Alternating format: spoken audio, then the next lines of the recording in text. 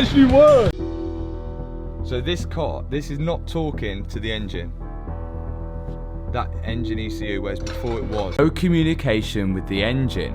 And when we try and scan the engine ECU, it just skips past it and goes straight to the transmission. There's something's not plugged in, or it doesn't like something, but it can't communicate with the engine. And before it did, I'm sure it did, didn't it?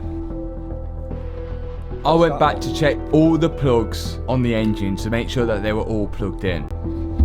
And all these are definitely plugged in. Oh, this one was a bit loose, this one was a bit loose.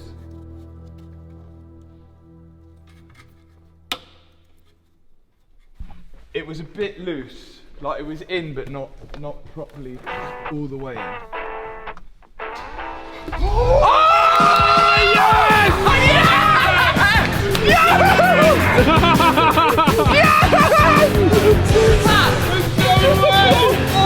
It was just a plug! Oh my god! It sounds so good! Look at that! Yes! I didn't even press the brake pedal because the brake pedal thinks it's pressed, doesn't it?